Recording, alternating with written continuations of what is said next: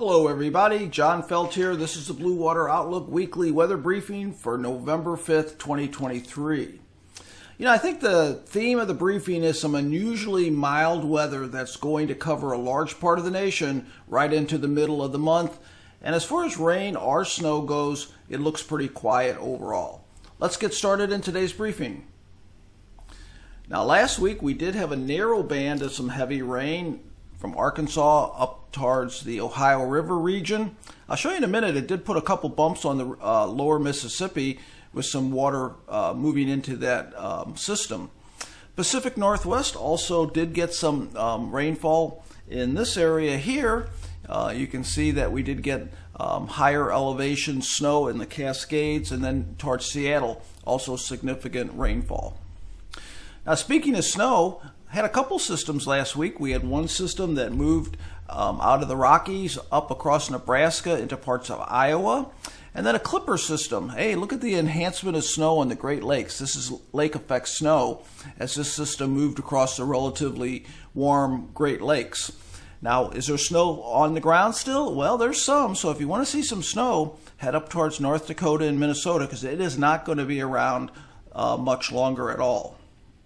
Now, last week, it was a cold week over the central U.S. with temperature departures anywhere from 10 to 15 degrees less than normal. Now, that's going to change a lot. That's why that snow is going to melt. So this area up here is going to go from 10 to 15 degrees below normal to 10 to 15 degrees above normal over a pretty short period of time.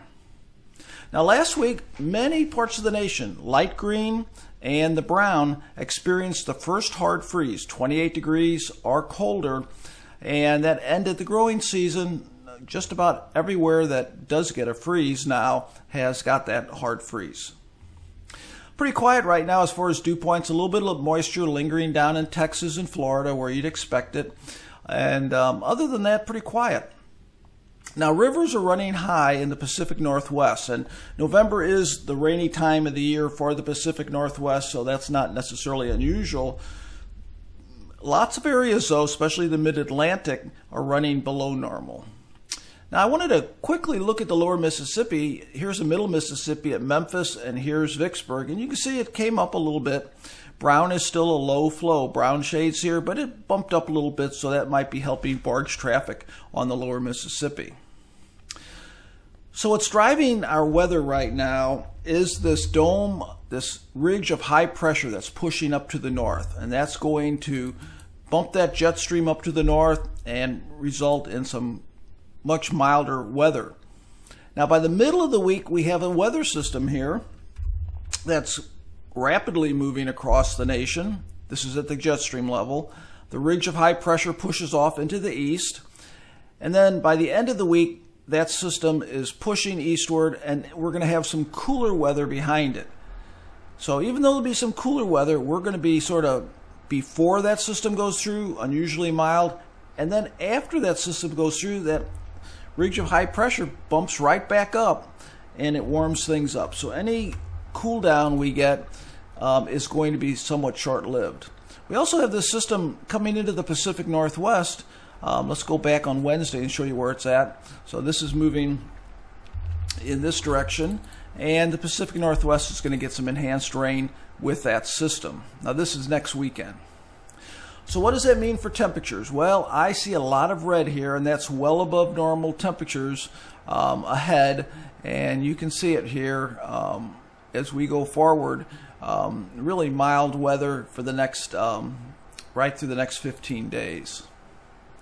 Now, as far as rain goes, or snow, some of this could be snow along the Canadian border, but I really think it looks like a very quiet week. We do have some enhanced rain right in here, and we do have some enhanced rain with that Pacific system moving in at mainly higher elevations and west of the Cascades.